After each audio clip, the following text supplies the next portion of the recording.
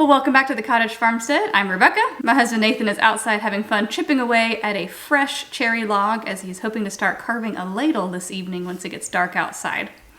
I'm inside working on our garden plan. And if you've been with us for a while, you know that we drew up a beautiful garden plan last year that never happened. We ended up getting so busy with the house build and we didn't get a chance to get the final grading done in time that we put in a temporary garden to the side of our house.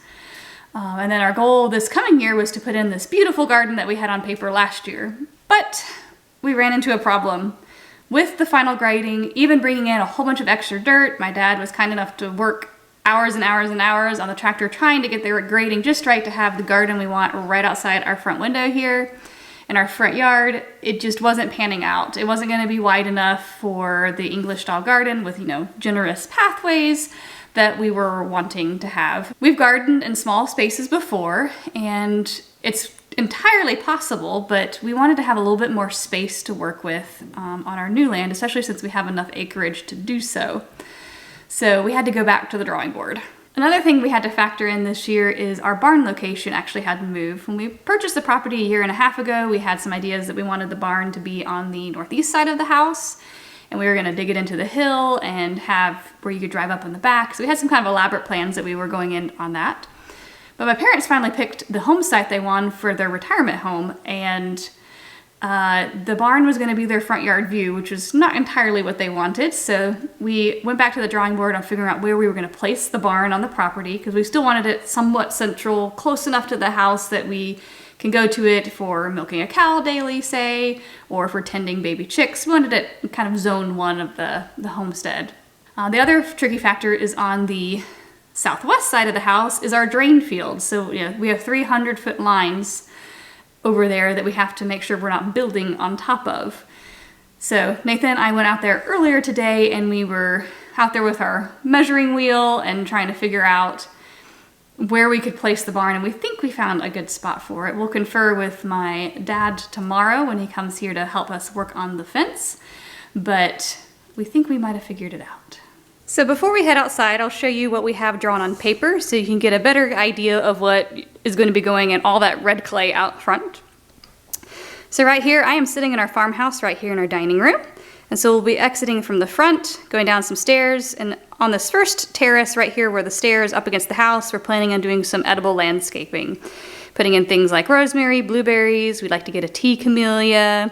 We love tea olive for the smell, and so we're gonna have that more of an edible landscaping along the house. Then we'll have a pathway, a terrace step down, and then this is gonna end up being our herb and flower garden. And so this is the area where we're saying it ended up being a little narrow for our vegetable garden. We were trying to fit in the amount of tomatoes we needed to grow for a year and how many peppers we needed and beans and squash, and we ended up finding that this is a little narrow for what we were trying to go for, but it would work perfectly for having our perennial and annual herbs and flowers all right here in front of the house, and it'll actually probably be even prettier than our vegetable garden, as we'll have stuff blooming in there from spring to fall. Then we have another gradual slope right here that goes down to another small terrace, and this was the perfect size for the garden that we drew last year. So this will probably look very familiar. We're planning on growing pretty much the exact same crops that we were planning on growing last year that we never got around to, and we'll have it in this beautiful English country garden. I'm a big fan of symmetry and having a lot of wide open paths. It's not necessarily the most efficient layout, but it is beautiful. And that's something you want in a garden that you can be visiting a lot in the summer and tending and weeding. You want some place that you want to be. And another overview drawing here. So here we scaled it down, and we have our farmhouse, the garden, and herb terrace that I showed you, and we have decided to put the barn over here. We went and we found our drain field and measured it out. So we'll have our barn in front of it. There is a terrace in the land right here, a berm, that we're having to factor into anything that we're doing as the water drains through there. And we're also planning on having our orchard on this southeast side of the house, as that will be a very pretty vantage. Since my parents are planning on building over here, it'll give us some privacy while also being pretty for both of us. So let's go outside and grab Nathan and take a quick walk around the outside so you can see what it looks like in real life and not on paper.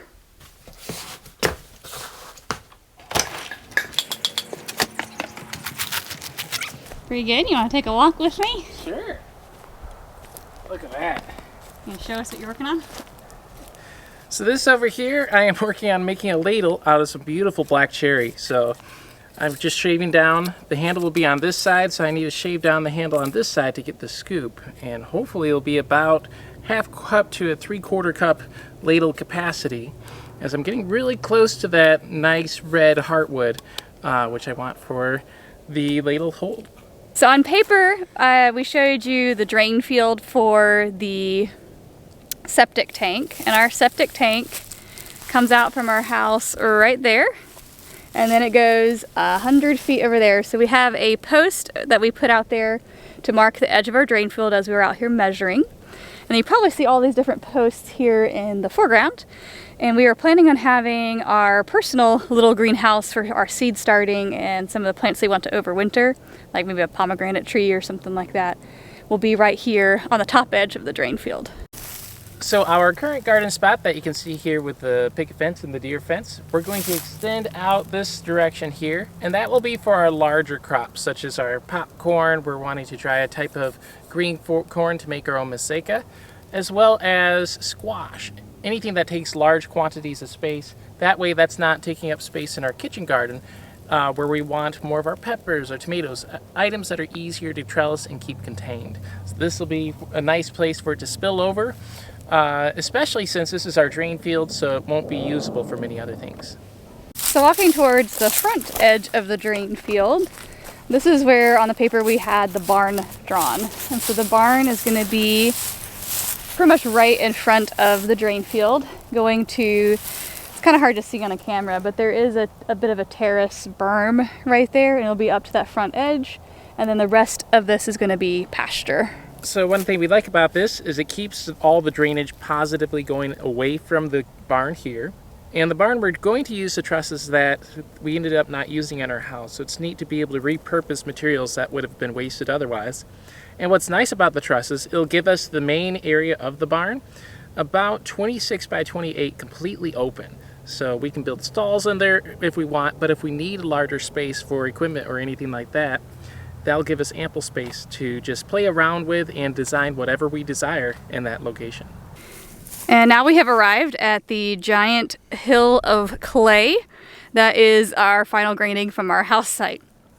So over here to the left, we're planning on having it be a grassy patch up close to the house. We're planning on doing a fair amount of buckwheat, as that is a grain that I'm able to eat. I can't do a whole lot of gluten in my diet. So we're hoping to have a pretty patch of buckwheat along the house and harvest the seeds so that I can have a grain to bake with. Then we're also going to have a grassy patch down through here, and we're going to plant a redbud tree down here since it doesn't get too big, has beautiful blossoms in the spring, and also is very pretty in the fall.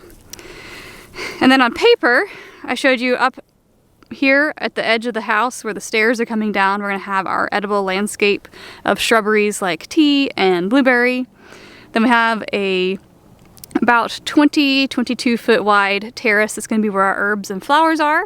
And then down here, where it levels off really nicely, is where we're going to put our vegetable garden. Another thing that we've had to take into consideration is the amount of deer that are on our property. Look, deer prints right here. We're planning on putting the vegetable garden. An even bigger deer print. We know we're going to have a significant deer fence, so another reason to push the vegetable garden further out from the house is as it slopes down from there, we're actually going to be able to look over the deer fence into our pasture rather than having it right at the house, having to look through the deer fence to see into our beautiful pasture. So right here, along this edge here, is the final terrace that goes down to our vegetable garden. And we decided to have it rounded, and we're going to plant in there perennial herbs and flowers to help hold the soil there.